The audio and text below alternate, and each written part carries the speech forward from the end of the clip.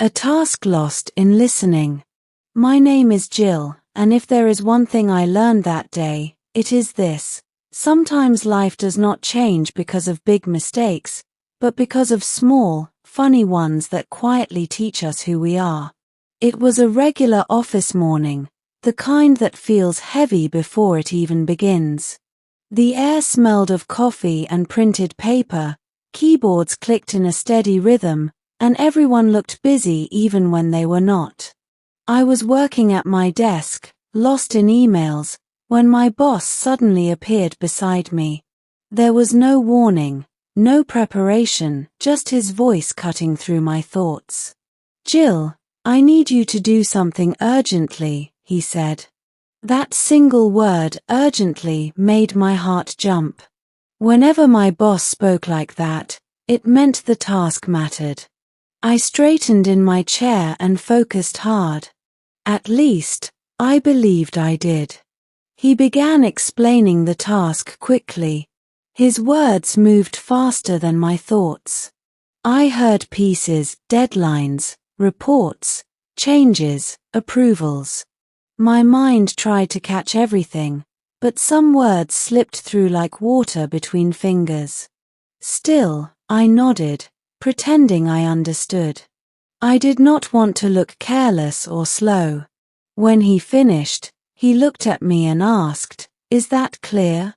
"Yes," I said confidently, though a quiet doubt had already begun growing inside me.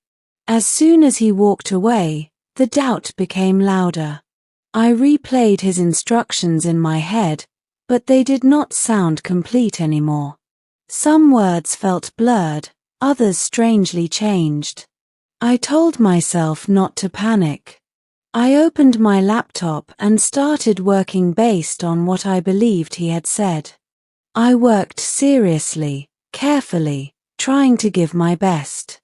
I added details, fixed formatting, double-checked numbers. I thought, even if I misunderstood a little, he will see the effort.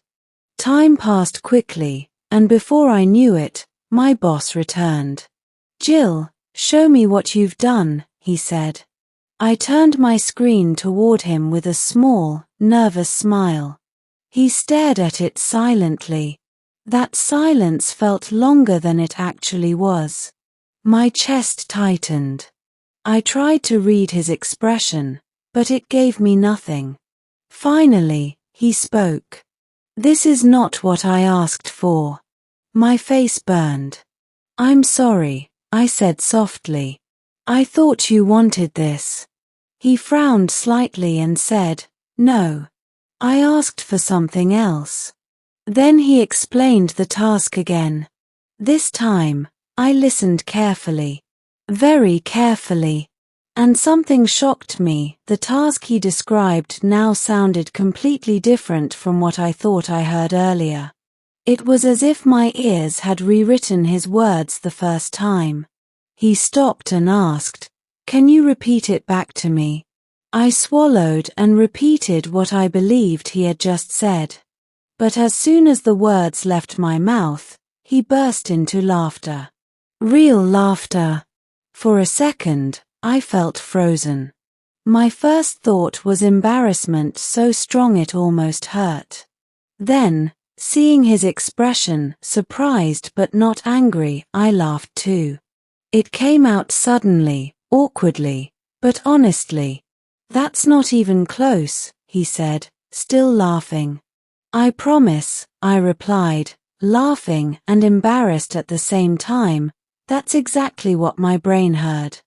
He shook his head, smiling now. "Okay, Jill. Let's do this slowly." He explained the task once more, carefully this time, pausing between sentences. I listened with full attention, afraid to miss even one word. When he finished, I repeated it correctly. "That's it," he said. "Now you've got it." After he left, I sat quietly at my desk. My laughter faded, but the embarrassment stayed. I felt exposed, like everyone could see my mistake even though no one had said anything. I wondered if my boss thought I was careless or incapable. I worked silently on the correct task, focusing harder than ever. My mind kept returning to that moment, the misunderstanding, the laughter, the heat on my face. But slowly, another thought replaced the embarrassment. My boss had laughed, not judged. He had repeated the task, not scolded me. When I submitted the finished work later that day, he looked at it and nodded. "Good work, Jill," he said. "And don't worry about earlier. It happens." That simple sentence felt heavier than any criticism could have. It carried understanding. On my way home, I reflected on the day. I realized how easily fear of looking foolish had stopped me from asking questions. I had chosen silence over clarity, and that silence had created confusion. Yet, that same confusion had taught me something important. Mistakes are not always failures. Sometimes, they are lessons disguised as laughter. From that day on, I changed one small habit. Whenever my boss gives me a task now, I repeat it back clearly even if it feels unnecessary. And every time I do, I remember that moment and smile.